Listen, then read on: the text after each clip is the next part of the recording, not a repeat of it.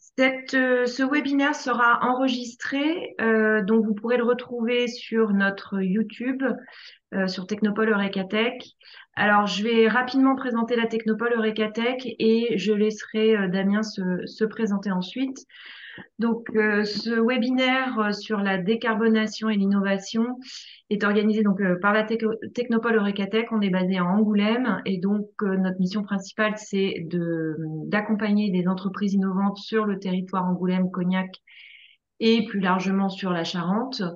Voilà. Donc aujourd'hui ce webinaire a pour thématique comment la décarbonation peut alimenter l'innovation. Et ce sera Damien Delétraz de Soltena. Je vais laisser se présenter, qui va se présenter et ensuite dérouler la présentation. Moi, je suis Laetitia Bussard, la responsable marketing et communication de la Technopole Eureka Tech. N'hésitez pas à vous inscrire sur à notre newsletter pour connaître nos actus, donc sur le site eurekatech.fr. Et nous avons aussi un profil LinkedIn et Facebook si vous souhaitez connaître nos actualités. Voilà, je vais laisser la parole à Damien, qui va pouvoir se présenter et présenter Soltena. C'est à vous, Damien.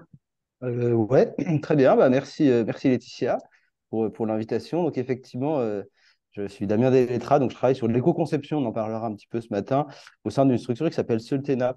Alors, petite parenthèse aussi que Laetitia a peut-être évoquée sur le fait qu'elle soit enregistrée, mais en parallèle, le support, évidemment, je pourrais vous le mettre à disposition.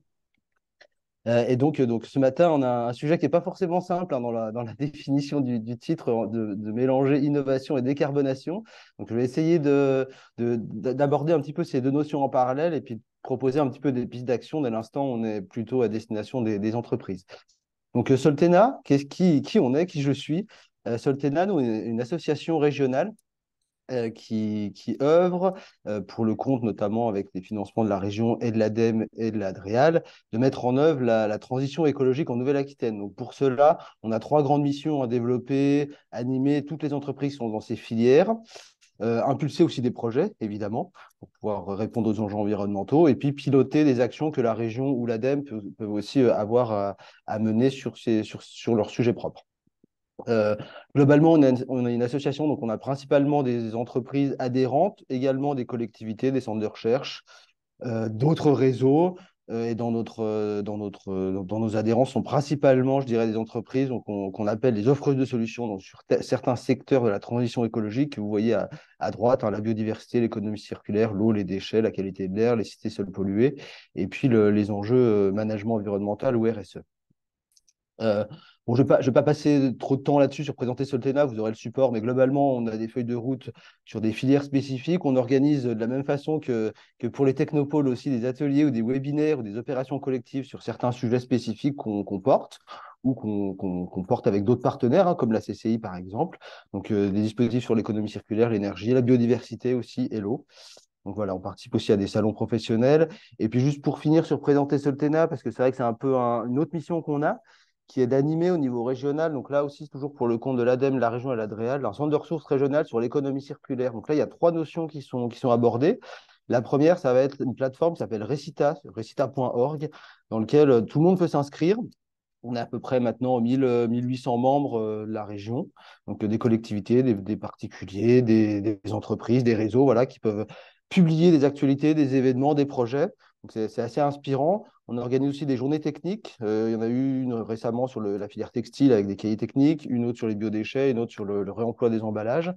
Et puis là, la semaine prochaine, il va y avoir les prix des trophées, des initiatives inspirantes qui vont être remis à Bordeaux. Donc, de la même façon, on essaie de mettre en avant en valeur 10 projets chaque année sur des sujets, quelques piliers de l'économie circulaire. On organise des événements, bon, voilà, il y en a un petit peu partout. Il y avait quelque chose sur les biodéchets à Angoulême. Et puis, pour finir sur cette partie présentation de Soltena, sur deux autres sujets qui sont en lien avec l'économie circulaire.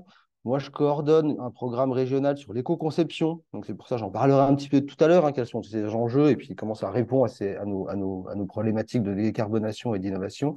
Donc, il s'appelle Bicom. Donc là, pour toutes les entreprises, si vous avez besoin de sensibilisation, d'accompagnement ou de communication autour de l'approche produit, avec l'intégration de l'environnement dans vos produits. Il ne faut pas hésiter à revenir vers moi. Pareil, on a une page LinkedIn, on a des webinaires qui sont disponibles là sur la chaîne YouTube. Et puis, je vais finir juste sur la dernière mission qu'on anime au niveau régional, avec évidemment d'autres partenaires, hein, la CCI et la PESA, là, en l'occurrence, le programme ETNA, donc qui porte sur l'écologie industrielle et territoriale. La cartographie n'est pas nécessairement à jour en ce moment. Néanmoins, il y a pas mal de territoires qui sont engagés. En Charente, je sais il y avait pas mal d'initiatives qui avaient été lancées et donc qui sont toujours en cours de développement. Donc voilà, donc trois grosses actions qu'on pilote avec Soltena pour la région, l'ADEME et l'ADREAL sur les enjeux de l'économie circulaire plutôt à destination des entreprises. Alors, je crois qu'on a jusqu'à 10h30 à peu près pour aborder le sujet de l'innovation et de la décarbonation. Oui, tout Euh, à fait. Et Damien, je te coupe 2 secondes. Vas-y. J'ai oublié de dire, si vous avez des questions, on prendra quelques questions à la fin. Vous pouvez les poser sur le chat et puis j'en remonterai quelques-unes et Damien pourra y répondre. Mm, Et voilà, on a jusqu'à 10h30 ensemble. Je te laisse ouais. continuer. Oui, donc merci. Donc moi, ce que j'ai cette présentation, sur cette matinée, sur ce webinaire, je voulais aborder un petit peu plusieurs notions, c'est-à-dire remettre un petit peu le contexte, hein, le contexte environnemental, le contexte global. On parle de décarbonation, qu'est-ce que ça signifie?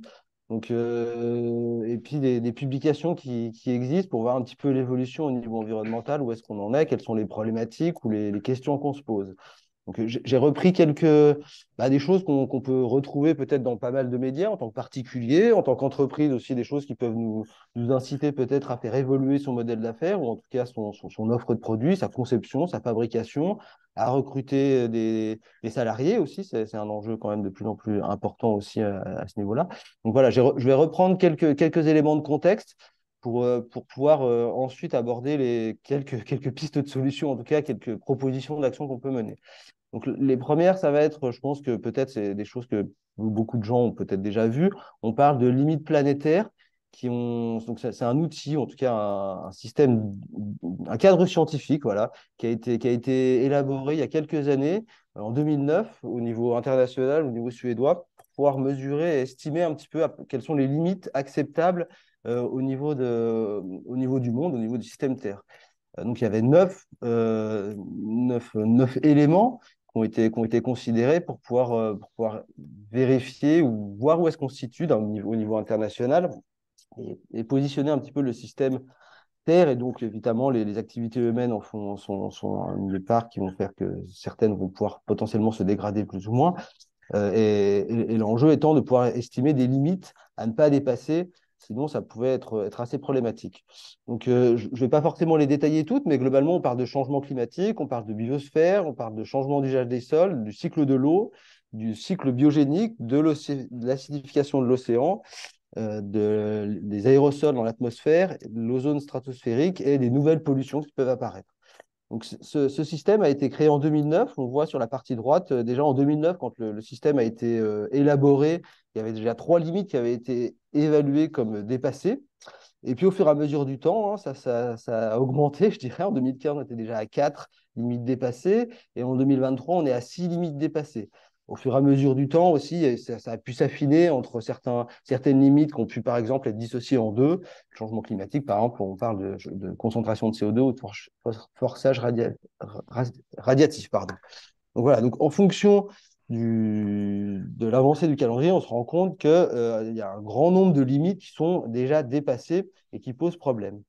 Alors, ça, c'était au niveau international. Récemment, au niveau national, le gouvernement français a publié la même cartographie et l'a précisé sur le territoire français. Donc, à chaque fois, pour chacune de ces 9 limites planétaires, chacune d'entre elles va être détaillée, explicitée. Voilà de quoi est-ce qu'on parle. Où est-ce qu'on se situe au niveau international? Donc, c'est le petit globe mondial. Et puis, à chaque fois, enfin, potentiellement à chaque fois quand c'est possible, de voir un petit peu où on se situe, nous, au niveau franco-français. Donc, sur le changement climatique, par exemple, qui est je dirais, un des critères qui est le mieux élaboré, ou en tout cas le mieux évalué par rapport à d'autres limites, on se rend compte que voilà, on dépasse de à peu près 50% l'empreinte écologique climatique moyenne mondiale. Voilà, donc c'est des cartographies qui sont intéressantes, qui permettent de se positionner, de voir un petit peu, bah, tout est lié aussi, hein, chacune de ces problématiques va généralement avoir une incidence entre les unes et les autres. On n'est pas forcément en silo. Quand on parle je pense que voilà, quand on parle de changement climatique, de gestion de l'eau d'usage des sols, par exemple, de sols qui vont être plus secs, par exemple, ou moins poreux, les liens sont facilement réalisables.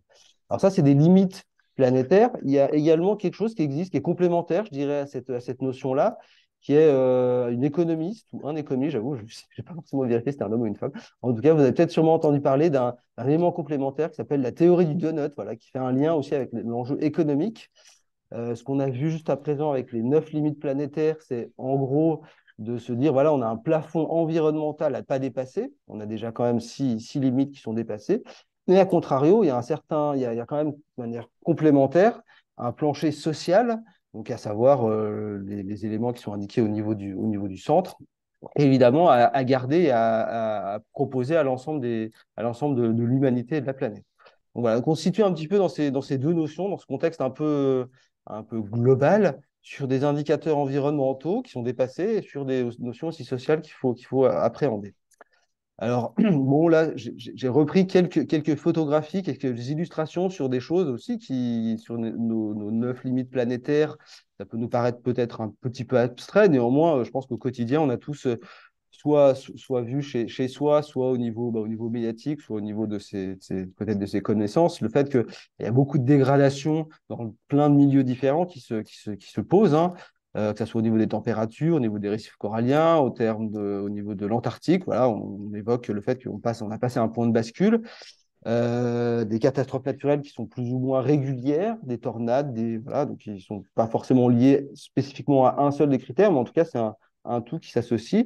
Et sur les températures, notamment au niveau national, sur la partie droite, on voit des chaleurs qui s'intensifient assez fortement, et puis des moyennes qui sont plus forcément des moyennes jusqu'à ce que, enfin, chaque année, on explose un petit peu la moyenne de l'année précédente. Donc, quelle va être la notion de moyenne. Et puis en parallèle de tout ça, effectivement, j'ai mis en bas un petit visuel avec la COP28 qui est en cours, justement, pour faire un petit peu un lien avec l'actualité, avec des enjeux internationaux qui essayent de se mettre en œuvre. Alors, qu'est-ce que ça se situe, ces objectifs, les engagements internationaux qui nous incitent à décarboner? Où est-ce qu'on en est? Alors, j'ai repris un petit historique, alors je n'ai malheureusement pas les actualités de 2020, de la COP28 hein, en cours. Néanmoins, voilà, qu'est-ce qui était prévu aux accords de Paris? On fait souvent référence à cet accord lors de la COP 21 en 2015, qui était de maintenir la température en dessous des 2 degrés en essayant de tout faire pour essayer de rester en dessous des 1,5 degrés. Alors, qu'est-ce que ça signifie au niveau national? C'est les objectifs, les enjeux qu'on va retrouver. Et bien, au niveau national, France, cet objectif de 2015 nous incitait à retomber sur nos pieds avec une cible de 2 tonnes par habitant équivalent CO2 par an d'ici 2030. Donc, ça veut dire de réduire d'à peu près 50% nos émissions de gaz à effet de serre d'ici 2030. Donc, ça fait à peu près, disons, globalement 6 ans. Ça implique aussi, on parle souvent de facteur 4 il y avait quelques années, ça implique de diviser aussi nos consommations d'énergie fossile d'un facteur, alors 3 à 5, donc on va dire au facteur, on peut être plus pessimiste et dire c'est plutôt le facteur 5 qu'il va falloir faire entre 2015 et aujourd'hui. Donc, diviser par 5 nos émissions de gaz à effet de serre d'ici 2030, et puis être le plus rapidement possible hein, à zéro émission nette après 2050. Donc, passer de diviser par 2 pour 2030 à retomber à zéro émission de gaz à effet de serre d'ici 2050. Donc, ça, c'était un petit peu les objectifs. Pour les puristes, entre parenthèses, il y a peut-être j'ai peut-être été un peu rapide sur certains points où il y a peut-être certains éléments, certains chiffres qui sont peut-être pas ultra précis sur ce que je viens d'évoquer. Néanmoins, il y a vraiment les grands objectifs qui avaient été envisagés. Et donc, où est-ce qu'on en est actuellement? Alors, la COP26, désolé, mais c'était il y a 2 ans, on se situait plutôt sur une trajectoire qui était, en termes de température, à 2,4 degrés en plus et donc, voire même plutôt 4,5 degrés selon les modélisations, par rapport à tout faire pour être en deçà des 1,5 voire 2 degrés maximum. Voilà, donc globalement, on n'y est pas du tout, hein, les enjeux, en tout cas les actions qui sont mises en œuvre sur ces questions-là de réduction des émissions de gaz à effet de serre et de réduction de nos consommations énergétiques, que ce soit au niveau national, mais aussi au niveau international. Pour l'instant, c'est pas du tout, on n'est pas du tout sur la bonne voie. Pour l'instant, voilà, il a été observé une réduction seulement de 2% de nos émissions de gaz à effet de serre, alors qu'il faudrait qu'on soit à moins 43. Donc voilà, plus on attend, évidemment, plus la réduction, en tout cas les objectifs de réduction d'une année sur l'autre doivent être significatifs. Voilà. J'ai essayé de faire rapide sur un petit peu le contexte, faire le lien maintenant avec cette notion d'économie circulaire, voilà, qu'on entend assez régulièrement, la décarbonation aussi. Voilà, où est-ce qu'on en est aussi? Quelle est l'histoire de ces notions-là? Quelle est la sémantique aussi? C'est ce que je vais essayer d'aborder à l'instant. Alors, décarbonation, j'ai repris la définition qu'on va retrouver dans Wikipédia, alors, une plateforme qui est un peu collaborative, donc chacun peut aussi l'abonder dans un sens ou dans l'autre. Néanmoins, on a une définition qui est la suivante, qui se fait en 2 points. Donc, la décarbonation du bilan énergétique d'un pays consiste à réduire progressivement sa consommation d'énergie primaire qui vont émettre des gaz à effet de serre. Et donc, c'est réduire nos combustibles fossiles, qui sont le charbon, le pétrole et le gaz, ou une stratégie peut aussi s'intégrer dans cette notion de décarbonation, c'est stocker ce dioxyde de carbone dans le sous-sol. Vous avez sur la partie droite, voilà, le Shift Project, un petit graphique qui présente où est-ce qu'on en est en termes de consommation d'énergie, où est-ce qu'elle est, qui consomme quoi, hein, entre la chimie, la production alimentaire, la construction, la filière papier-carton, qui consomme quelle typologie d'énergie. Donc, on voit qu'il y a une répartition qui se fait selon plusieurs secteurs d'activité relativement différents. Et puis, donc, deuxième notion de comment mettre en œuvre cette décarbonation, toujours selon Wikipédia, il y a plusieurs stratégies qui peuvent être obtenues, en tout cas qui peuvent être mises en œuvre pour pouvoir traiter ce sujet-là. Donc, soit on peut aborder la décarbonation par améliorer l'efficacité énergétique, donc dans le bâtiment, voilà, améliorer l'isolation thermique, le rendement de certains moteurs, ça va nous permettre de moins consommer, donc de moins consommer d'énergie et donc potentiellement moins de combustibles fossiles. Ça peut être aussi une autre stratégie de remplacer une énergie fossile par une autre, par d'autres sources d'énergie qui sont potentiellement moins émettrices de gaz à effet de serre. Ça peut être aussi par l'électrification de certains usages fossiles. Alors, on n'omet pas évidemment le fait que quand on va électrifier, on va quand même dégrader ou déplacer certains enjeux environnementaux sur d'autres actions, d'autres problématiques, hein, puisque pour fabriquer de l'électricité, il faudra quand même utiliser des sources d'énergie primaires. Et puis en dernier lieu, toujours selon Wikipédia, on nous dit qu'il y a des modes de production plus sobres qui peuvent être utilisés et qui s'intègrent dans cette notion de décarbonation. Voilà. Donc définition, voilà, c'est toujours intéressant de revoir, de repositionner un petit peu le sujet si on veut le mettre en parallèle de notre notion d'innovation aussi. Euh, alors voilà, souvent on entend parler que ça y est, au niveau international, au niveau national, au niveau français, on est rentré justement dans la transition dans l'ère de la décarbonation et que ça y est, tout commence à s'arranger. Malheureusement, on se rend compte que d'un point de vue historique, c'est pas forcément le cas et la baisse prévue, ou en tout cas qu'on espère de tout à chacun, de réduire nos émissions de gaz à effet de serre et du coup, en parallèle de ça, nos consommations d'énergie, principalement fossiles, qui émettent des émissions de gaz à effet de serre, on se rend compte qu'on n'a jamais globalement consommé autant de charbon que par le passé. Le pétrole, c'est la même chose. Le gaz naturel, la réduction n'est pas forcément très significative. Donc voilà, il y a peut-être des graphiques que vous avez déjà forcément peut-être vus sur d'autres éléments, d'autres présentations. Quand on parle, par exemple, de réaliser son bilan carbone, on a un petit peu ces notions-là. Donc, on se rend compte que, voilà, au niveau historique, on n'est pas du tout sur une tendance de réduction, mais plutôt d'accumuler différentes sources d'énergie qui s'additionnent les unes entre les autres. En valeur relative, c'est un petit peu la même chose que ce que je viens d'évoluer. On se rend compte que, voilà, globalement, depuis les années 70, les énergies fossiles qu'on consomme, on en consomme toujours à peu près la même quantité, la même répartition. Donc là aussi, c'est vrai que les changements sont très, très, très lents. On aurait tendance à dire que ça y est, le charbon, c'est une énergie du passé.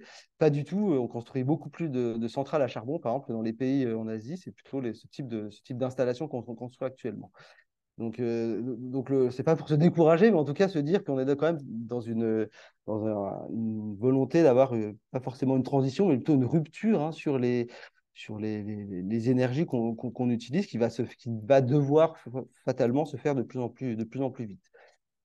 Là, j'ai fait le parallèle, enfin, en tout cas, je vous ai présenté quelques graphiques sur les enjeux énergétiques. Évidemment, enfin, c'est pas forcément évident, mais on se rend compte que si on parle de la notion de ressources, au sens des ressources comme les ressources minérales, par exemple, on a à peu près la même tendance, c'est-à-dire que quasiment toutes, depuis les années 1800, depuis le 19e siècle, augmentent et il y a pas de réduction qui a pu être observée pour pouvoir passer d'une ressource qui en remplace une autre. Il y a quelques exemples qui existent, mais ils sont vraiment très marginaux. On parle d'amiante ou de laine de mouton pour différentes raisons qui font que ce sont quasiment les quelques seules ressources qui consomment moins au fur et à mesure du temps. Toujours aussi dans cette notion introductive, un point aussi important que j'aime bien aussi représenter, c'est que le fait d'utiliser une énergie ou une ressource par rapport à une autre, il faut faire attention alors soit à des transferts d'impact, mais à ce qu'on peut appeler aussi ce qui s'appelle l'effet rebond, le fait d'utiliser une nouvelle énergie, le fait d'utiliser une nouvelle ressource qui individuellement peut nous sembler beaucoup plus productive, beaucoup plus intéressante, qui va consommer beaucoup moins de quelque chose par rapport à la situation antérieure. Il s'avère que par le passé, je pense qu'on a tous des exemples actuellement qui peuvent s'y référer. Dans la pratique, le fait d'avoir un équipement ou une technologie ou un produit qui va individuellement être beaucoup plus efficace, dans la pratique et dans la diffusion de ces équipements, on peut se retrouver au fait que globalement, on va consommer plus d'énergie ou plus de certaines de ressources que ce qu'on avait envisagé au début. Donc, c'est un petit peu la théorie des Shadocks, hein, c'est-à-dire que l'innovation qui doit améliorer une réduction de la performance énergétique de manière individuelle, eh bien, sont compensées par tout l'usage qu'on ait fait. Ce qu'on se rend compte, voilà, j'ai mis deux petits exemples, hein, voilà, les véhicules, les voitures individuelles, depuis un certain nombre d'innovations sur la motorisation font que à masse équivalente, elles consomment beaucoup moins de carburant.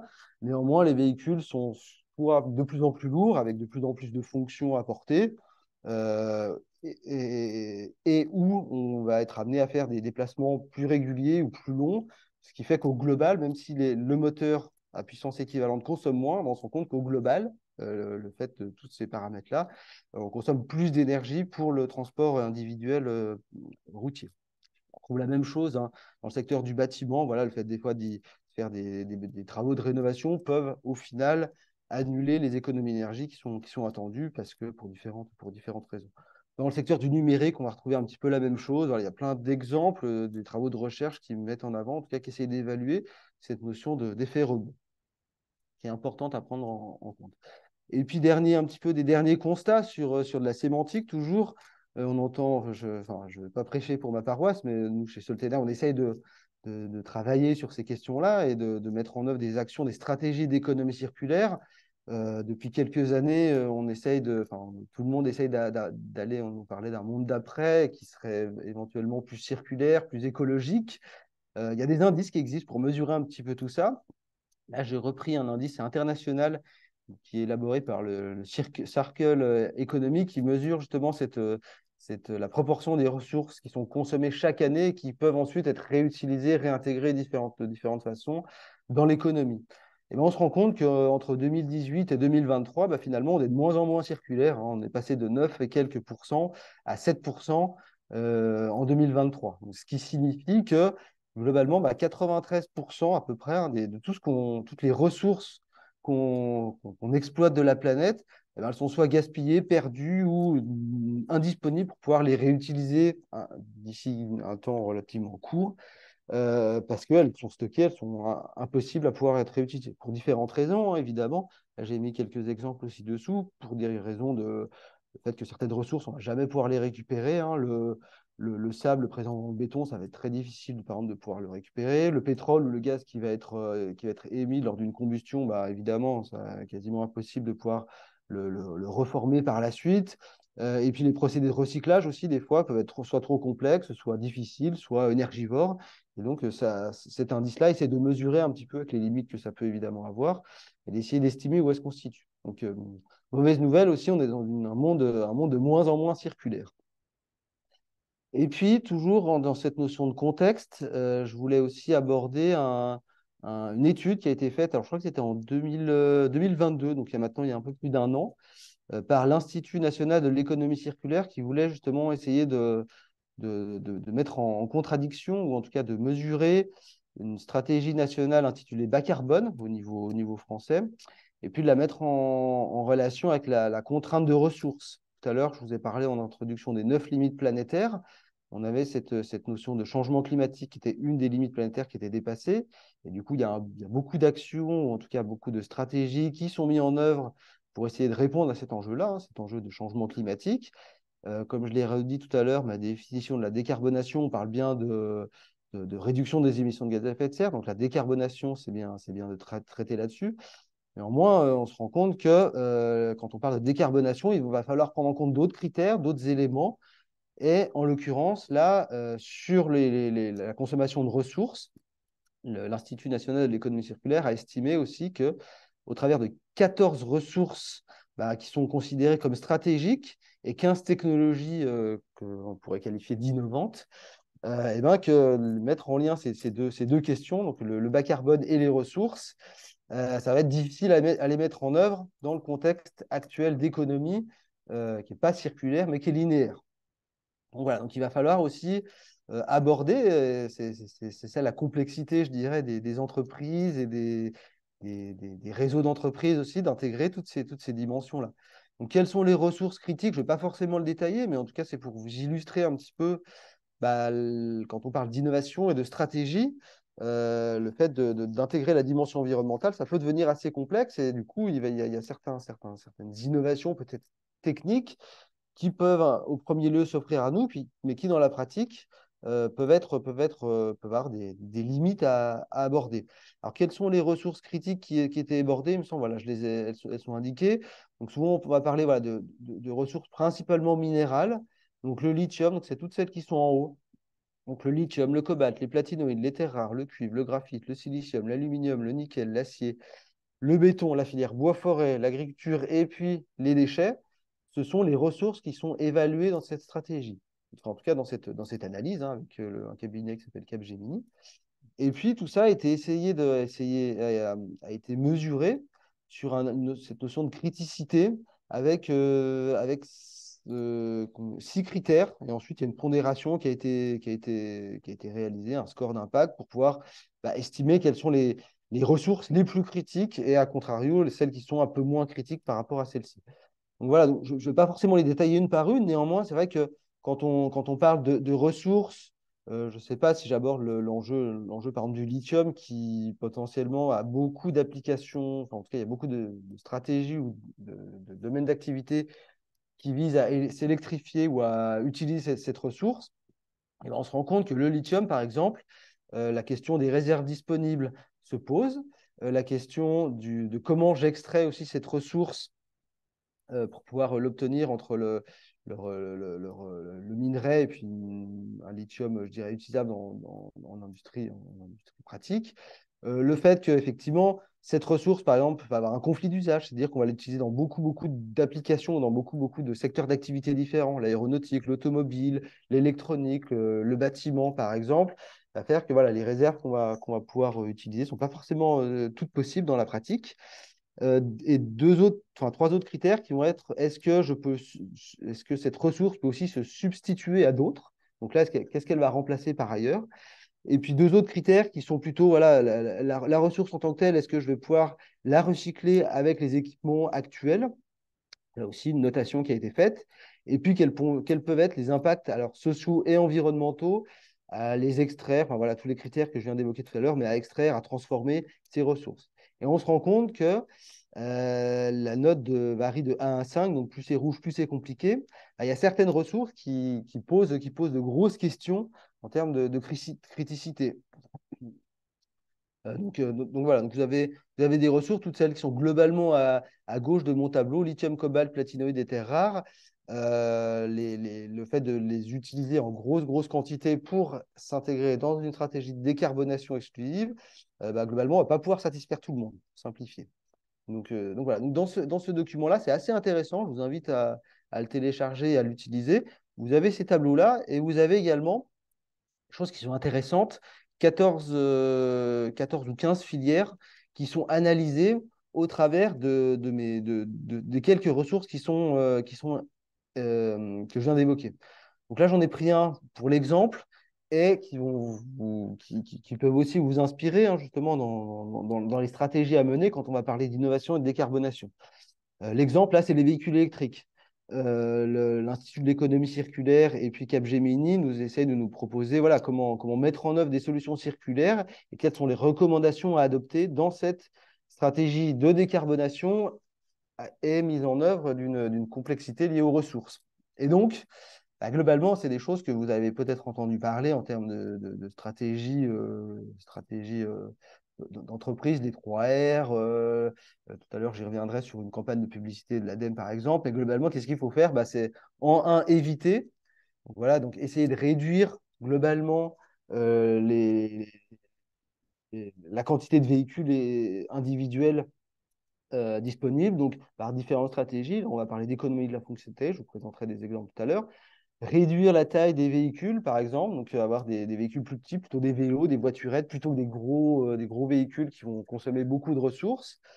Ensuite, en deux, donc réduire le poids directement des véhicules, utiliser des technologies qui vont être moins consommatrices, augmenter la durée de vie des batteries et essayer d'avoir des stratégies qui vont permettre de les réparer, les reconditionner par différentes stratégies.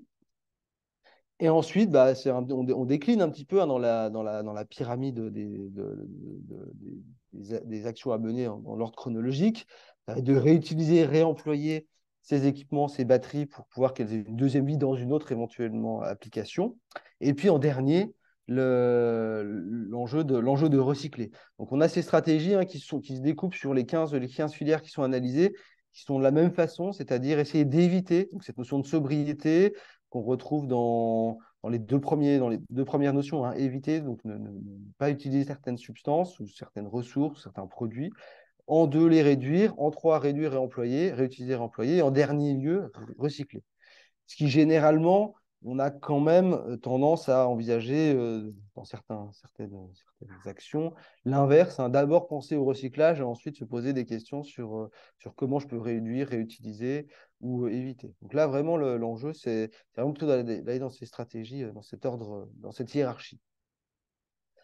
Alors voilà, donc globalement, c'est un petit peu l'introduction sur une petite demi-heure de voilà, qu'est-ce que la décarbonation, où est-ce qu'on se situe en termes de contexte environnemental, contexte aussi potentiellement législatif, hein, réglementaire avec la COP28 en l'occurrence.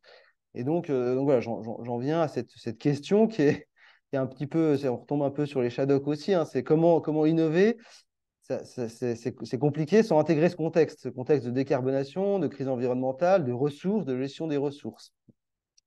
Et c'est vrai que bah, du coup, en construisant un petit peu cette intervention, bah, je me dis que voilà, si on est une entreprise et qu'aujourd'hui, on n'intègre pas ces notions-là dans sa stratégie d'innovation, c'est un petit peu il y a quelques années, c'est ne pas mettre sa ceinture de sécurité dans la voiture. On prend des risques qui sont quand même importants sur la viabilité de son entreprise et de la viabilité de son activité. Donc, fatalement, je dirais, innover implique nécessairement de le faire en intégrant l'environnement. Alors, l'environnement au sens très, très large, hein, voilà, cette notion de ressources, la notion de consommation énergétique, la gestion des déchets, évidemment. Mais en tout cas, c'est quelque chose qui, je pense, en tout cas, c'est mon avis, ne peut plus se faire dans les entreprises. Alors, comment le faire?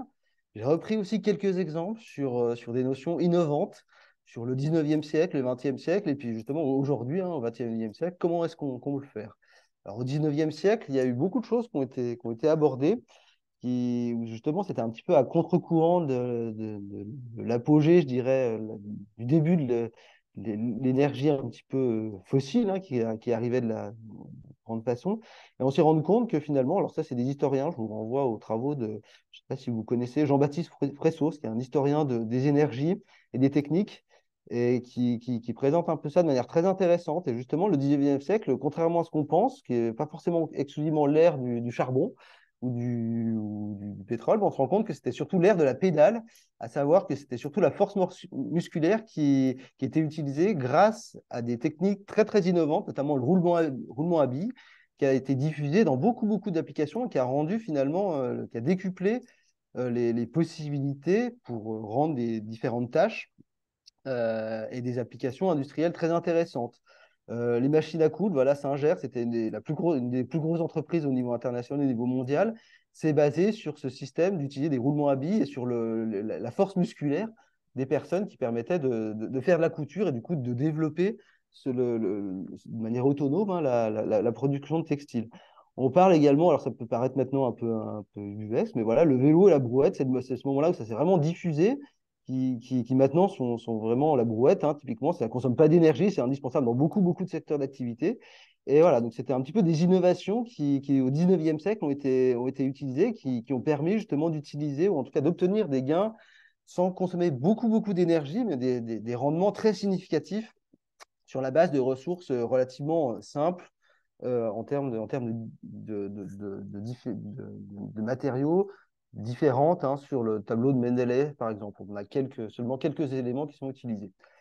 Alors, d'autres innovations sur le XXe siècle, hein, là aussi, je reprends des travaux de Jean-Baptiste Fressos. C'est vrai que au début des années 1900, on avait les prémices de ce qui s'appelait la maison solaire aux États-Unis des concepts très innovants, justement, qui se basaient sur des observations, sur de la technique aussi. Le double vitrage a été inventé dans ces années-là, dans les années 1930.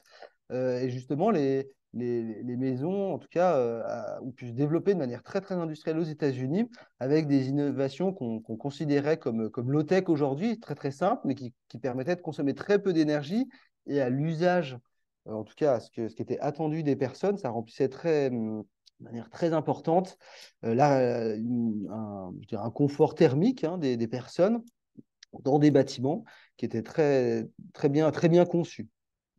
Voilà, en 1950, aux États-Unis, vous aviez quasiment 80% des bâtiments qui ne consommaient pas d'énergie, par exemple, pour chauffer pour produire de l'eau chaude. C'était des chauffe-eau solaires qui étaient produits. On n'a rien réinventé, je dirais, aujourd'hui, sur ces questions-là. Il s'avère que, bon, après, voilà, il y a toute une histoire aussi qui a été revue. À partir des années 60, l'industrialisation, en tout cas le besoin de construire des maisons en préfabriqué, puis le fait d'avoir une certaine architecture des villes a fait qu'on a perdu, je dirais, toutes les innovations qui avaient été construites sur cette période-là.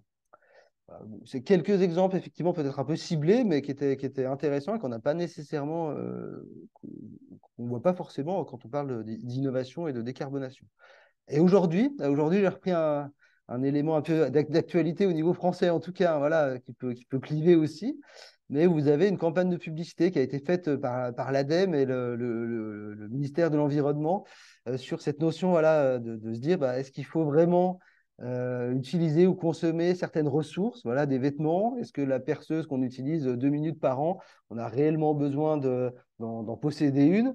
C'est cette notion d'économie de la fonctionnalité ou de repenser le besoin en tout cas, qui fait débat, mais en tout cas qui est qui est mis sur le devant de la scène. Alors effectivement, ça ne fait pas grand-chose sur le volume de publicité qui est diffusé, je dirais, quotidiennement au niveau télévisuel, par exemple. Néanmoins, on se rend compte que voilà, cette notion d'économie de ressources est nécessaire, en tout cas. La notion de sobriété, chacun a peut-être son rôle à jouer dans un contexte environnemental, dans un contexte de gestion des ressources à mener. Donc voilà. Est-ce que c'est innovant ou pas? L'avenir nous le dira. Néanmoins, c'est des choses, ou en tout cas des stratégies que les entreprises, en tout cas des entreprises pionnières qui essayent de se poser ces questions-là. Enfin, moi que je qualifie comme pionnière, hein, sur voilà, comment je peux engager mon business model sur la location, sur la réparation, sur de l'offre de services. Ça commence à aborder. Et donc, c'est un petit peu là que je voulais vous amener sur cette intervention. Hein. Euh, qu'est-ce qu'on peut faire en termes d'innovation au travers de l'offre de son entreprise. Donc, une des notions, en tout cas, un des leviers qui peut être, c'est ce que je porte au sein de Soltena, et puis que aussi la région et l'ADEME au niveau régional et puis au niveau national essayent de diffuser, hein, c'est cette notion d'éco-conception. Alors, je ne vais pas forcément vous aborder toutes les étapes d'une démarche d'éco-conception. Néanmoins, ce que je voulais vous présenter, c'est que globalement, l'éco-conception, on va parler de produits, hein, on va parler de voilà, qu'est-ce que l'entreprise vend comme bien matériel, comme service, quelle est son offre, à quoi ça va répondre comme besoin. On va avoir une vision en cycle de vie, c'est-à-dire qu'on va parler de ressources qui vont être extraites à différents endroits de la planète, que ce soit proche de chez soi ou loin de chez soi, qui vont engager de l'énergie, qui vont engager du transport, de la logistique, des emballages, de l'utilisation, qui un jour ou l'autre vont devenir un déchet. Donc là aussi, différentes stratégies qu'on va pouvoir aborder pour pouvoir mettre en œuvre, ou en tout cas faire que le déchet produit arrive le plus tard possible. Donc, des stratégies de réparation, de réemploi, de remanufacturing peuvent être mises en œuvre. La notion de cycle de vie, hein, qu'on retrouve au centre de mon graphique. Donc, ce que je voulais vous dire, c'est que voilà, il existe, en tout cas, l'éco-conception en études, mais il existe des outils, ou en tout cas une méthode qui n'est pas normée. Il y a pas de norme de bon ou pas bon, hein, en termes de démarche d'éco-conception. Mais en tout cas, nous ce qu'on prône au niveau régional, et puis avec le pôle aussi, le pôle éco-conception au niveau national, hein, c'est qu'on a, voilà, ce qui est important, c'est qu'on a une méthode qui permet de vérifier que ce qu'on va proposer au niveau de son offre de produit va être, alors je l'ai mis entre guillemets, mais va être meilleur pour l'environnement. Donc on a des outils, je les ai mis en haut, qui vont quantifier un petit peu notre situation initiale de référence, c'est-à-dire où est-ce qu'on se situe dans notre entreprise, que ce soit sur le site de l'entreprise, hein, avec des outils comme le bilan carbone. Quand on parle d'approche produit, il y a l'outil éco-balise ou l'outil base empreinte ou l'impact CO2, alors plutôt pour les particuliers qui existent, qui permettent de manière gratuite, c'est vrai que c'est un point important quand on ne sait pas où on se situe, de se dire, ah, voilà, quels sont les enjeux environnementaux que j'ai dans mon produit. Est-ce que c'est vraiment le fait d'extraire des matériaux qui est significatif, qui est très important? Est-ce que c'est la phase de fabrication, le fait que je consomme de l'énergie sur mon site de fabrication qui est à revoir, etc., etc. C'est ça qui est important à mesurer et c'est ça enfin, en tout cas, ce qui est utile, c'est de pouvoir avoir des métriques, des chiffres qui vont pouvoir nous comparer différentes stratégies. Ce qui est envisagé aussi, c'est de pouvoir avoir des outils qui permettent aussi de de faire la prise de décision, hein, de se dire, voilà, si je fais des choix, si j'envisage de revoir mon business model, de changer telle ou telle chose dans mon produit, bah, quelle incidence ça va avoir au niveau environnemental, au niveau économique, au niveau technique. Donc l'éco-conception, il y a d'autres outils évidemment qui existent, ou d'autres méthodes qui existent, mais en tout cas, on va appréhender ces questions-là. Toujours pour finir sur cette notion d'éco-conception dans les principes, ce qui est envisagé, hein, par rapport aux échéances environnementales, par rapport au contexte aussi environnemental très large, hein, que j'ai essayé d'évoquer en introduction, c'est que je dirais dans les années 60, 70, 80, 90 et jusque dans les années 2000, 2010, c'était surtout des entreprises qu'on appelait des précurseurs, hein, qui tâtonnaient, qui essayaient de mettre en place des actions sur voilà, la réflexion sur les matières premières qui étaient utilisées, sur des techniques de distribution peut-être un peu différentes, etc., etc. Là, en tout cas, ce qui est demandé, hein, je dirais, par les pouvoirs publics et puis par les enjeux environnementaux, c'est d'aller vers un déploiement aussi général de ces stratégies d'éco-conception ou d'intégrer l'environnement, hein, je vais faire plus large, d'intégrer l'environnement dans son offre, dans l'offre de l'entreprise. Donc là, pour faire ainsi un lien avec des entreprises qui se posent des questions sur comment faire, il y a des dispositifs financiers qui existent pour pouvoir vous aider, pour identifier où est-ce qu'on se situe, comment améliorer mon offre et comment je peux la faire évoluer. Et pour finir sur cette diapositive-là, ça me fait penser à l'enjeu de la communication, qui est aussi un point très important des entreprises. Hein. Évidemment, quand j'ai fait quelque chose, je vais aussi essayer de le mettre en avant ou de le valoriser ou d'essayer de faire connaître un petit peu ce qui est intéressant à toute ma stratégie.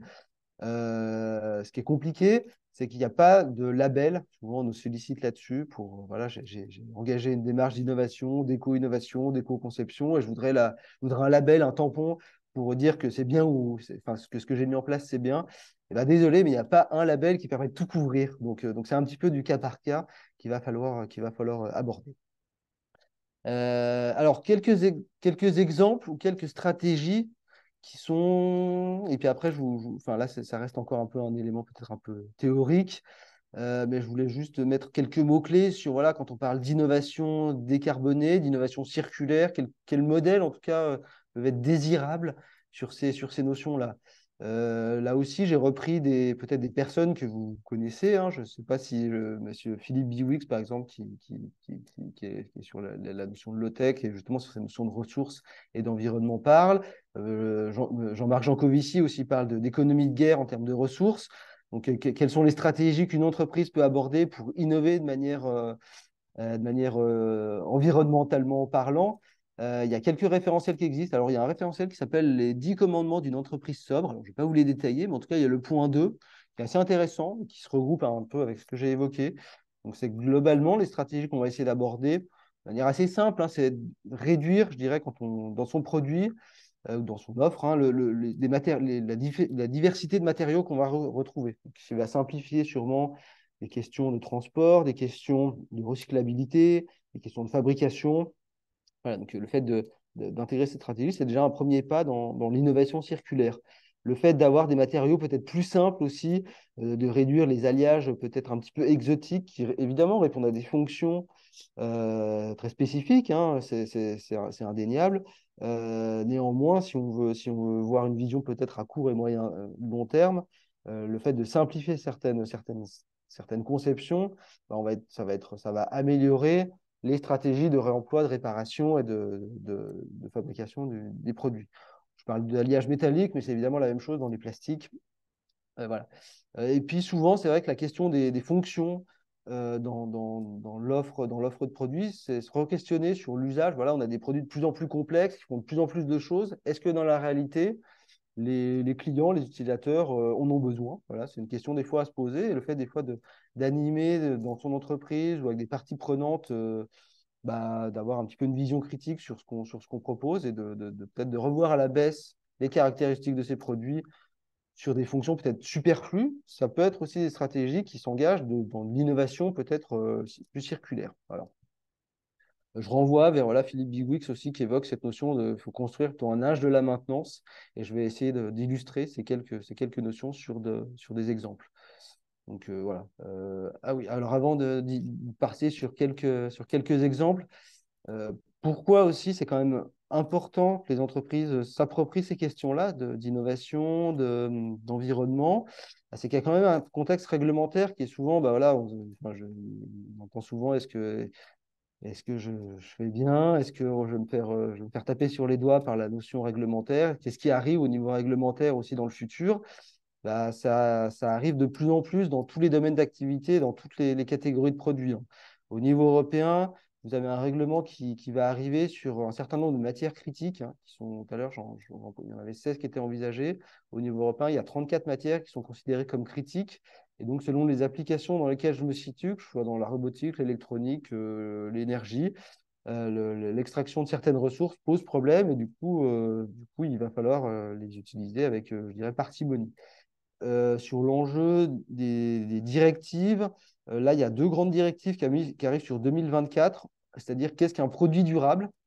Donc là, ça va être mis en place au niveau européen sur là, aborder cette question-là. Et puis les allégations environnementales. C'est vrai que je disais tout à l'heure qu'il n'y a pas de tampon, il n'y a pas de label qui existe pour dire qu'un produit ou une offre est entre guillemets bonne au niveau environnemental. Il n'y a rien qui existe à ce niveau-là et c'est plutôt l'inverse, c'est-à-dire qu'on se rend compte qu'il y a un florissement, beaucoup trop d'allégations à porter sur les produits ou les entreprises qui existent. Et c'est vraiment flou, c'est vague, c'est trompeur et c'est infondé. Donc, sur 2024, ce qui est envisagé, c'est de faire, je dirais, un coup de balai relativement important sur tout ce que les entreprises peuvent utiliser comme produit, enfin voilà, comme allégation environnementale. Et dans l'instant où je parlais de produits écologiques, environnementalement bons pour la planète, tout ça, je vous invite à faire attention si vous utilisez ces termes tout seul. Voilà. Ça, c'est au niveau européen. Au niveau français, je pense que beaucoup d'entreprises, enfin, en tout cas, j'espère, ont entendu parler de la loi AGEC depuis 2020, qui se développe de plus en plus au niveau national. Et là, j'ai pris euh, allez, quelques grands enjeux hein, qui vont, je pense, qui vont parler peut-être en tout cas, qui vont s'appliquer à toutes les entreprises du territoire, à savoir qu'on a en premier lieu les filières REP, donc les responsabilités élargies des producteurs. Donc, il y avait déjà un grand nombre de filières qui existaient jusqu'à présent. Et puis, depuis quelques années maintenant, il y a encore de nouvelles filières qui ont été créées. Donc, je parle notamment des emballages, par exemple, professionnels. Vous avez tout ce qui va être produits électriques et électroniques, le secteur du bâtiment, les jeux et jouets, les produits sport et loisirs. Voilà. Donc, tous les produits qui rentrent dans ces catégories de filières REP doivent intégrer la dimension environnementale au niveau réglementaire, hein, évidemment, dans leur offre. Donc, à savoir, bah, voilà, comment je favorise des produits qui vont consommer moins de ressources, qui vont utiliser moins de ressources fossiles, donc qui vont décarboner un petit peu leur conception. Vous avez également au niveau national la création de 2 fonds dédiés au réemploi ou à la réparation. Donc là aussi, qui incitent les fabricants et puis aussi les acteurs locaux pour réparer des produits. Voilà. Donc ça, c'était la loi AGEC. Il y a un point aussi sur les plastiques à usage unique, bon, qui regroupe beaucoup de secteurs d'activité, notamment le secteur de l'emballage, qui est important. Et puis, deux notions qui arrivent, que là aussi, qui peuvent être dédiées à quelques produits, mais néanmoins, nous, c'est vrai que dans les entreprises qu'on oriente ou qu'on aide, hein, on a beaucoup qui essaient d'avoir cet indice-là, l'indice de réparabilité là, qu'on retrouve avec la petite clé à molette et le bouton. C'est-à-dire qu'on va pouvoir, le boulon, pardon, qu'on va pouvoir mesurer si notre produit ou si notre offre va être plus ou moins réparable selon différents critères. Donc, c'est référencé pour. Enfin, en tout cas, il y a un référentiel normatif qui existe pour 12 catégories de produits, plutôt d'électrique et d'électronique. Donc, à savoir, est-ce qu'on a accès aux pièces détachées? Est-ce que les pièces détachées coûtent plus ou moins cher par rapport au prix du produit neuf? Est-ce que j'ai de la documentation, etc., etc. Donc, c'est pour des produits électriques et électroniques, mais on peut, si on le souhaite, et si je veux m'engager dans une stratégie d'innovation responsable ou circulaire, voilà, il y a plein de sémantiques qui existent, je peux élaborer mon propre indice de réparabilité, ce qui est intéressant par rapport aux enjeux que j'ai évoqués tout à l'heure. Donc là aussi, c'est des choses qui existent. Normalement, c'était envisagé de le faire évoluer, cette notion de réparabilité, vers quelque chose de plus large, hein, au niveau franco-français, sur un critère qui est durable, c'est-à-dire que le fait de réparer notre produit va aussi intégrer le fait que est-ce qu'il est plus ou moins fiable et est-ce que je peux l'upgrader, est-ce que je peux mettre en place des améliorations sur mon produit. Donc, ce qui peut faire l'enjeu de la durabilité. Et puis, dernier outil, en tout cas, dernier règlement environnemental qui s'applique sous la forme volontaire sur 2024, c'est l'affichage environnemental des produits. Donc là, j'ai mis un petit score, alors qui n'est pas du tout lisible, hein, 1274 micropoints pour 170 kg de matière. Donc, qu'est-ce que ça veut dire? Ça peut être du chinois pour beaucoup de personnes ou quelque chose qu'on ne comprend pas. Et bien, globalement, si vous vendez des produits du secteur agroalimentaire ou des produits textiles, c'est quelque chose qu'il va falloir communiquer à vos clients.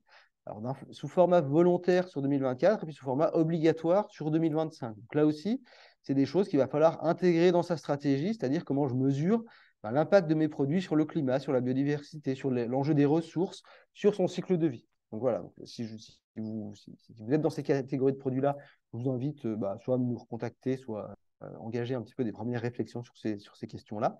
À savoir que aussi, c'est envisagé de l'élargir à d'autres catégories de produits, donc de l'électronique, de l'ameublement, etc., etc. Donc plutôt tout ce qui va être produit grand public, d'avoir un score environnemental affiché sur lesquels les clients, hein, qui effectivement, c'est peut-être pas forcément actuellement la majeure partie des clients qui veulent cette information, mais néanmoins avoir cette orientation progressive pour pouvoir avoir des outils de communication sur l'impact environnemental des produits et de pouvoir faire des choix en conscience selon le fait que le score soit plus ou moins élevé. Alors voilà, donc j'ai quelques exemples à vous présenter. Je vais essayer de faire assez court parce que je vois que j'ai déjà presque parlé 1 heure, hein.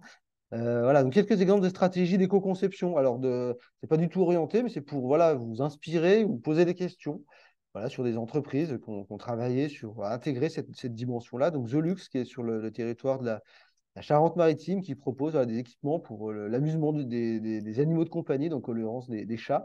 Donc là, un arbre à chat qui permet voilà, d'intégrer cette dimension innovation par rapport à l'ancienne offre de produits et puis l'intégration de l'environnement avec différentes stratégies. Là, ça se fait peut-être pas à pas, ça se fait à différents niveaux, ça met aussi plus ou moins de temps à se développer dans l'entreprise.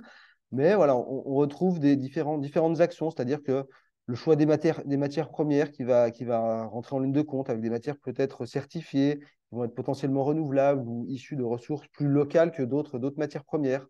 Le fait de pouvoir vendre des produits qui vont réduire très fortement la logistique notamment le vide transporté, donc avec un packaging qui va être réduit. C'est l'utilisateur final qui va faire l'assemblage du produit fini. Donc ça implique justement d'innover dans la forme, dans la conception de ces produits pour que le client, la personne, quelle qu'elle soit, puisse comprendre comment j'emboîte mes produits, comment je fais l'assemblage tout seul et que j'arrive finalement à bien monter mon produit comme un montage d'un système de mobilier, par exemple, suédois. Donc, savoir ce que c'est facile, pas facile, qui peut le faire, comment j'ai une pédagogie pour le faire, comment je peux aussi rendre les pièces d'usure finalement disponibles hein, pour les remplacer. On parlait tout à l'heure d'indice de réparabilité, on est vraiment là-dedans. Et puis d'avoir une conception qui va réduire les quantités de déchets produits, et puis ces déchets peuvent être utilisés pour faire peut-être d'autres produits finis. Donc voilà, un exemple de produit donc, qui a été travaillé justement avec avec la CCI des Landes, par exemple, en Charente. Donc, qui est aussi j'y reviens aussi sur un enjeu de relocalisation aussi de la production, puisque les produits concurrents sont principalement fabriqués en Asie. Donc ça peut aussi intégrer l'enjeu social aussi de refabriquer des produits au niveau local.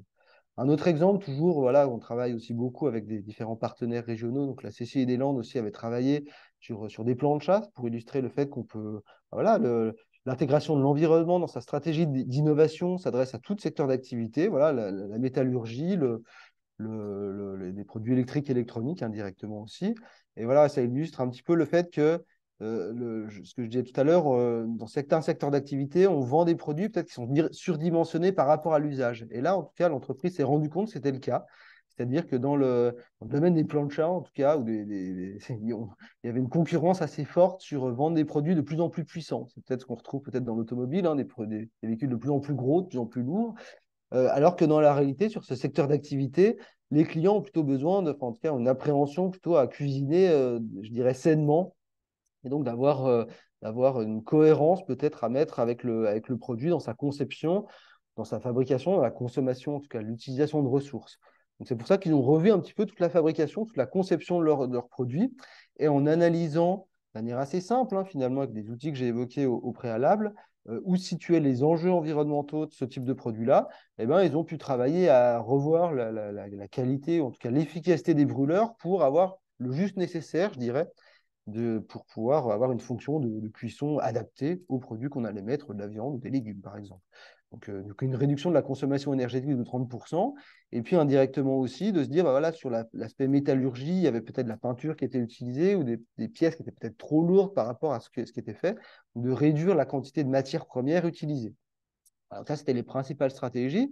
Et puis tout autour de ça, on peut aussi innover et se dire, bah voilà, mon produit, est-ce que je vais essayer de le faire durer le plus longtemps possible et donc d'analyser quelles peuvent être les pièces détachées qui vont être cassées peut-être plus facilement. Est-ce que c'est le bouton? Est-ce que c'est le brûleur? Est-ce que c'est la connectique électronique ou peut-être qu'il peut y avoir?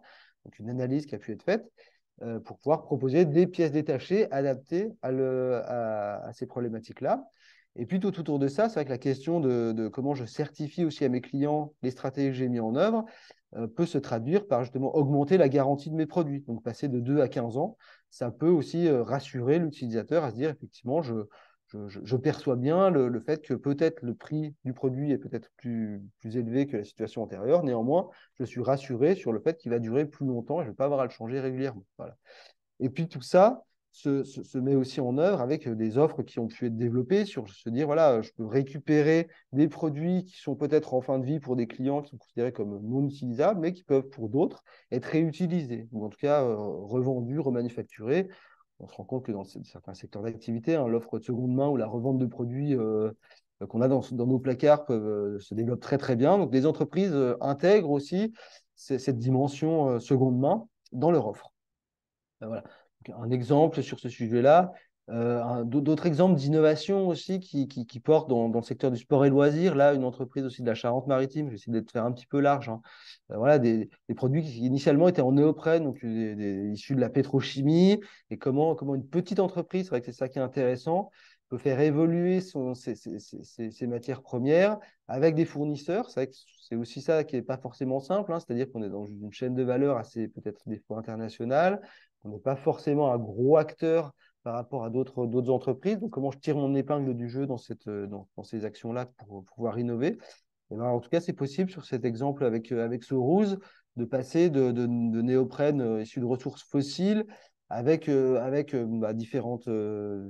C'était un projet incrémental, hein, je dirais, avec différentes. C'est pas fait du jour au lendemain, mais en tout cas d'essayer de travailler sur des programmes de R&D pour intégrer des matières plutôt d'origine naturelle. Alors qu'évidemment, on va déplacer des impacts environnementaux, passer du fossile à des enjeux végétaux, donc de la consommation peut-être d'usage des sols, de consommation agricole qui vont être nécessaires. Mais donc, enfin, tout ça se mesure. Bref, voilà, donc des actions qui ont pu être menées sur une vision un peu globale sur le produit, sur sa qualité d'usage, hein, pour que la matière première, en tout cas le produit fini, on estime qu'il soit plus durable et plus robuste. Là aussi, on peut mettre en place des méthodes pour pouvoir certifier, pour pouvoir, avec des centres de recherche qui vont valider des choix techniques. Voilà, puis mettre en place des ateliers de réparation sur ces produits-là pour voir toujours augmenter la durée de vie de ces produits. Donc là aussi, c'est vrai que dans le secteur du textile, ça a quand même se développé quand même assez fortement ces stratégies. En tout cas, on en voit de plus en plus qui réfléchissent ou qui intègrent cette notion-là. Voilà. Justement, là, ça existe aussi dans le secteur de la chaussure. Voilà, au niveau, là, c'est au niveau de notre entreprise dans le secteur du Pays de la Loire qui met en place des systèmes de réparation des chaussures. Donc là aussi, c'est tout de nouveaux métiers, hein, l'ère de la maintenance. Tout à l'heure, j'en parlais. Et ben voilà, quels sont les éléments que je vais pouvoir remplacer, comment je vais remettre à neuf un produit avec des ressources qui ont été mises en œuvre, avec des différentes opérations aussi de certification qui peuvent être à réaliser, comment je sépare facilement des composants les uns entre les autres, etc., etc. Ça aussi, c'est de l'innovation. Et puis tout ça, on peut aussi le mesurer, là, en l'occurrence, voilà, c'est le fait de réparer une paire de chaussures, enfin, en tout cas d'acheter sa paire de chaussures, ça va être, de la faire réparer, ça va générer beaucoup, beaucoup moins d'émissions de gaz à effet de serre que le fait d'en acheter une. Donc là aussi, c'est quand même une stratégie de décarbonation par rapport à acheter un produit neuf. Voilà. Bon, il y a plein d'exemples qui existent, hein, sur ces notions de durabilité, de réparation. Le secteur de la valise, par exemple, là aussi, il y a un label sur la durabilité qui existe, un label privé. En tout cas, voilà, qu'est-ce qu'on peut faire si je veux innover dans un secteur d'activité pour rendre plus durables mes produits? Eh ben, je vais essayer de voir, c'est ce que j'ai dit tout à l'heure avec ma plancha, je vais voir quelles sont les pièces peut-être qui sont prioritaires, qui vont casser facilement et donc que je vais pouvoir inciter ou proposer une offre de composants, de pièces détachées. Le fait aussi de pouvoir avoir un équipement qui va faire que je vais rendre facilement démontable et réparable mon produit avec les différentes pièces qui vont être les plus vulnérables, sont des stratégies d'innovation. Bon, je ne vais pas détailler un petit peu les choses voilà, sur cet exemple, mais en tout cas, il y a des illustrations qui existent. Sans cacher, effectivement, je voulais aussi mettre en avant le fait que les produits que j'évoque, d'un point de vue économique, ça peut paraître effectivement important par rapport à des produits justement de moins bonne qualité ou qui sont fabriqués ailleurs, qui n'ont pas justement ces stratégies d'innovation peut-être plus intéressantes, ou en tout cas plus circulaires, hein, ou plus éco-conçues peut-être. Et c'est quelque chose à se poser ou en tout cas à réfléchir. Vous aviez également voilà, dans le secteur des lave-linges aussi l'increvable qui avait été initié, bon, qui n'a pas fonctionné, mais en tout cas qui commence maintenant à revenir sur en tout cas, la réflexion de la start-up revient en scène. Ils s'étaient rendu compte que c'était peut-être un système qui était peut-être qui avait été trop technique et peut-être pas assez justement sur l'enjeu de la distribution et l'enjeu commercial. Voilà. On peut aussi voir l'histoire comme des choses intéressantes, mais qui ont peut-être été lancées trop tôt ou sur lesquelles il y avait eu quelques écueils. Et puis en dernier lieu, sur l'innovation, je le disais tout à l'heure, on peut passer aussi à de la vente, enfin en tout cas à réfléchir à son business model, hein, qui est quand même important. C'est-à-dire on peut passer d'une logique de vente de volume, hein, qui existe toujours, évidemment. Voilà, des entreprises qui faut vendre le plus, le plus, le plus. Et puis d'autres qui commencent à se poser des questions pour différentes raisons, l'enjeu environnemental, l'enjeu de la stratégie aussi de l'entreprise, l'enjeu réglementaire aussi, là je vais en parler. Donc vous avez Decathlon qui propose maintenant des services de location pour justement alors, tester des produits ou en tout cas utiliser des produits parce qu'on se rend compte que, comme je disais tout à l'heure, ma perceuse, je n'utilise pas longtemps. Peut-être que des treks ou l'utilisation de tentes, pour dormir, dormir à la belle étoile, je ne vais pas forcément le faire toute l'année. Donc est-ce que le fait de louer des équipements peut-être de meilleure qualité, ça sera peut-être pas plus intéressant au niveau économique et au niveau environnemental d'utiliser ce type de solution. De la même façon, vous avez des entreprises qui, là, j'ai pris l'exemple de Mediapost, voilà, qui distribuent des imprimés publicitaires. Donc, ils sont confrontés à un effet ciseau, hein, je dirais. Le premier, c'est qu'il y a quand même de plus en plus de personnes qui ont l'autocollant Stop Pub. Et d'ici quelques années, vous allez avoir plutôt l'inverse, c'est-à-dire que ils vont pouvoir distribuer des imprimés publicitaires dans les boîtes aux lettres seulement aux personnes qui auront le oui pub. C'est en expérimentation dans pas mal de collectivités en ce moment. On pensait que d'ici quelques années, ça devrait être, je dirais, obligatoire d'avoir cet autocollant pour pouvoir dire qu'on veut effectivement de publicitaire. Donc ça pose des questions au business model de l'entreprise. Et donc, quel va être le service rendu? Comment je vais passer d'un volume forcément significatif, un volume de distribution forcément plus faible. Et donc, quelle est la valeur ajoutée de ma distribution que je vais pouvoir proposer à des clients? Ça, c'est des questions que une entreprise se pose, évidemment, dans cette notion d'innovation environnementale. Euh, J'avais deux exemples aussi voilà, des entreprises sur lesquelles on ne se pose pas forcément la question, qui sont intéressantes. Je vous invite à aller voir hein, justement ce secteur-là, les secteurs des imprimeries, voilà, le secteur de l'impression, où là aussi c'est vraiment ça le besoin d'avoir du volume, d'imprimer des grosses quantités d'étiquettes, de flyers, de brochures. Voilà, des entreprises, peut-être, je sais qu'en Charente, il y en a quelques-unes qui existent, et puis en France, évidemment, il y en a un certain nombre. Donc là, en l'occurrence, une entreprise qui s'appelait Flexink initialement et qui s'est renommée maintenant en l'imprimerie partagée, qui a fait évoluer son business model ou son offre à proposer de l'impression, vraiment ce qui est utile, et justement à avoir un complément entre quelle est la bonne quantité de brochures, ou en tout cas d'imprimés que vous avez besoin avec un prix qui est plus adapté. Et du coup, ils se rendent compte qu'en adaptant un petit peu cette stratégie-là, sur les indicateurs environnementaux, le fait de ne pas tout imprimer dès le début par rapport à l'usage qu'on en fait, d'avoir des phases un petit peu d'avis critique ou de relecture ou du droit à l'erreur. Hein. Souvent, on veut imprimer des brochures et puis on se rend compte qu'il y a soit une erreur de date, soit une erreur de contact, soit il y a trop de pages, soit finalement on voulait les distribuer sur un événement et puis il nous en reste 80% sur les bras qu'on jette. Donc en ayant une vision un peu différente avec les clients, mais toujours avec le même service rendu, ils se sont rendus compte qu'en tout cas, ils consommaient beaucoup moins de matières premières, donc du papier, avec ceux qui sont dans ce secteur d'activité, le coût du papier a fortement augmenté, donc c'est aussi un enjeu important à la fois environnemental et économique. Et puis par cette nouvelle offre, ils se rendaient compte que la marge de l'entreprise et le développement de l'entreprise dans un secteur qui était très concurrentiel c'est fortement développé. Donc, souvent, voilà, ces innovations autour de l'économie de la fonctionnalité ou de l'innovation de service ou environnementale ne sont pas nécessairement le fait négative au niveau économique. Voilà. Donc, tout ça pour avoir cette notion-là.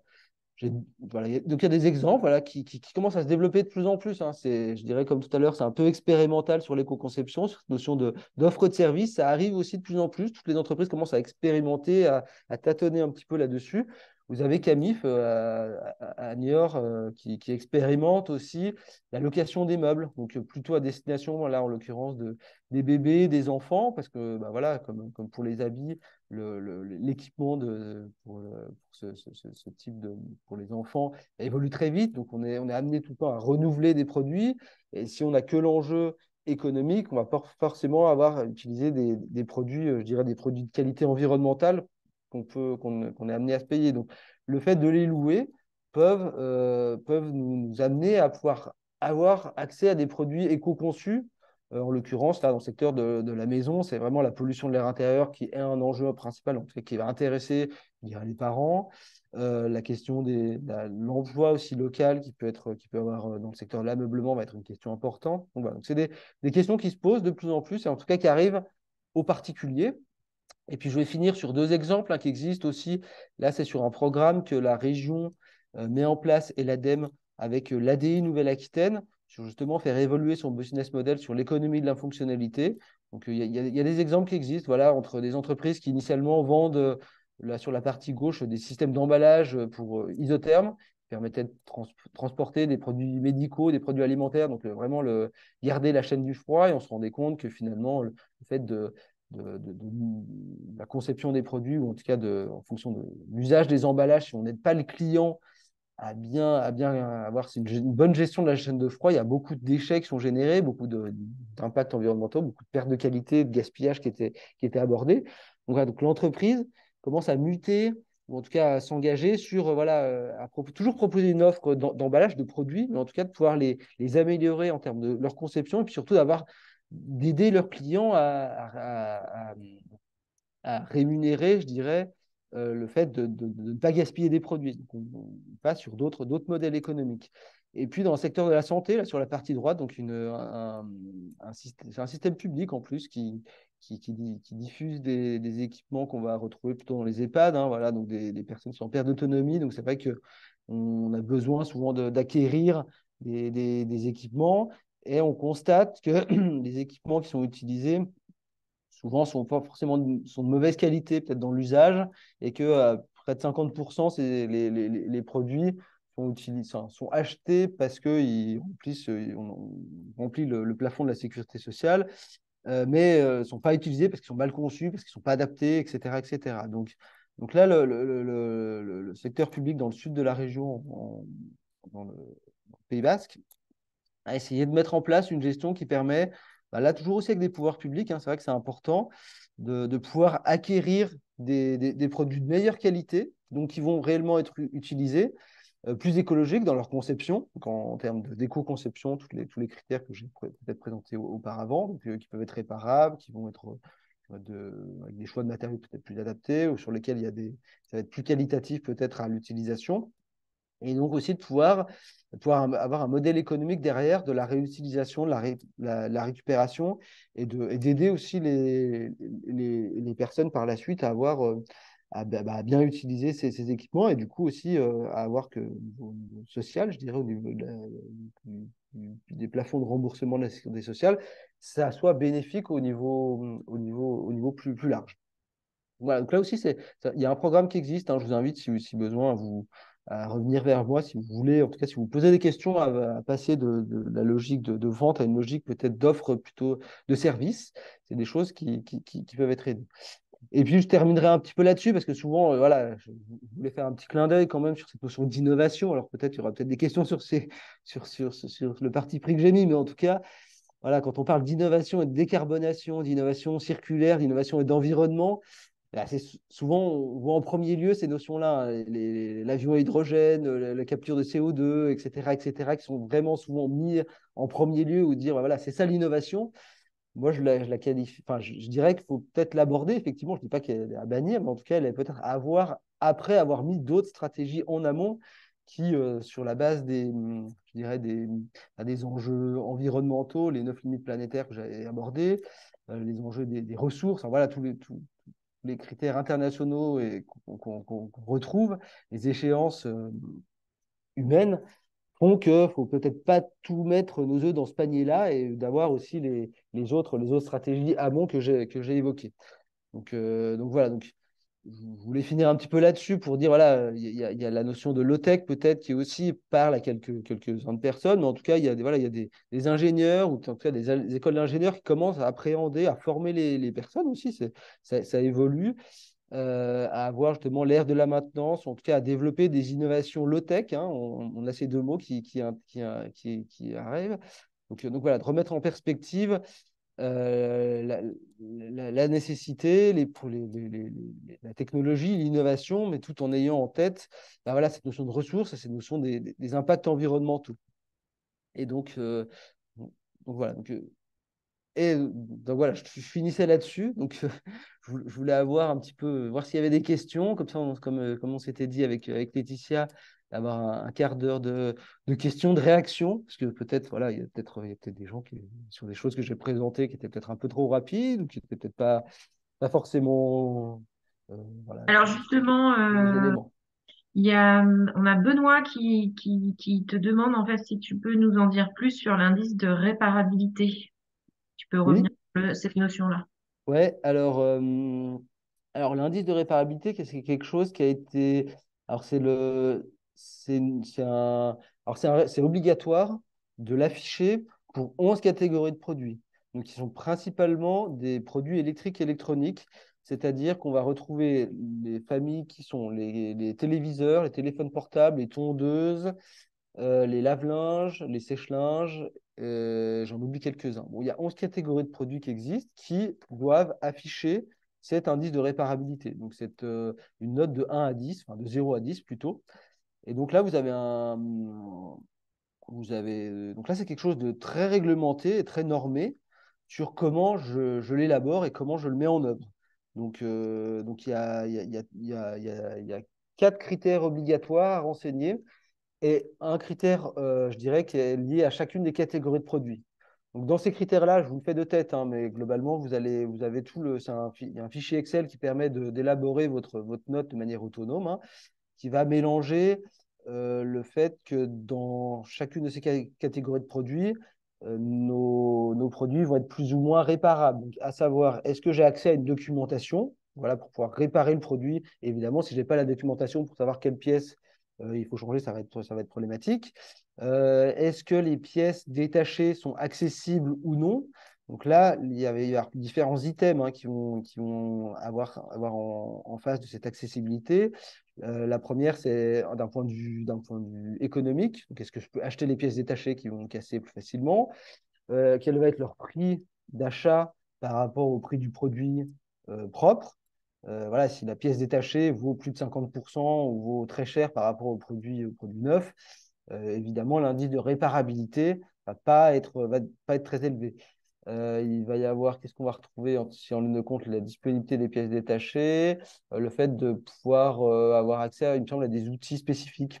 Voilà, donc est-ce que la conception est faite de manière plus ou moins simple? Typiquement, est-ce que, pour faire le parallèle sur des téléphones portables ou des ordinateurs, le fait de souder la batterie, par exemple, va être un point assez pénalisant pour rendre le produit réparable. Donc, le fait de pouvoir la séparer, je dirais, de manière manuelle ou avec des tournevis ou avec différents équipements, notre indice de réparabilité va être plus élevé.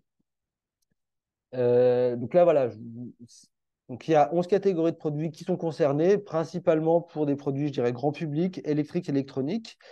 Euh, c'est obligatoire sur quelle catégorie de produits. Après, voilà, si vous êtes une entreprise et que vous souhaitez avoir élaborer votre propre référentiel parce que voilà, vous n'êtes pas là-dedans, vous n'êtes pas concerné, c'est possible quand même. Donc là aussi, faut piocher un petit peu les bonnes idées qui sont menées. Et puis c'est un premier pas, je dirais, en termes d'action, pour pouvoir déjà mesurer vos produits, hein, toute votre offre. Le fait d'avoir une vision critique sur quel est l'élément qui casse le plus facilement, comment je rends, enfin, est-ce que je mets à disposition des pièces détachées? Voilà, c'est un point important. Voilà, donc ça, c'est des choses qui existent. Vous avez des initiatives aussi complémentaires qui existent. Je pense à Fnac Darty qui met à disposition pour tous les produits qu'ils vendent, hein, c'est toujours aussi de l'électroménager, je dirais, mais c'est beaucoup plus large que les 11 catégories de produits que j'ai évoquées et qui, eux, se basent sur un petit peu l'historique qu'ils ont en termes à la fois de vente de produits et à la fois de réparation, de SAV et de maintenance des produits. Et donc, c'est la 5e année, je crois, de tête, qu'ils ont fait un baromètre des marques et des produits. Et donc, ça vous aide alors, soit en tant que fabricant, soit en tant qu'acheteur de ces produits à voir quels sont les produits les plus fiables, les plus réparables sur plein de catégories de produits, donc des machines à café, des appareils photo, etc., etc. Ils arrivent à classer, je dirais, toutes les marques les unes entre les autres et à vous orienter vers quels vont être les produits les plus fiables sur cette notion de réparation, de durabilité, de fiabilité aussi, qui est un enjeu quand même important. Parce que le produit, aussi, je vais finir là-dessus, peut être réparable, mais il n'est pas forcément fiable. C'est-à-dire que si vous je le répare tous les mois, alors qu'un autre produit peut-être serait moins réparable, mais aurait une durée de vie peut-être, enfin, les pièces seraient amenées à moins casser, c'est quand même quelque chose qui serait peut-être plus intéressant au niveau plus global. Voilà. Merci Damien. Alors, il n'y a pas d'autres questions Ah, voilà. Euh, donc, si personne n'a d'autres questions, on va peut-être s'arrêter là. En tout cas, voilà, ce webinaire a été enregistré, donc vous pouvez le retrouver sur notre chaîne YouTube. Merci beaucoup, Damien, pour cette présentation riche et instructive.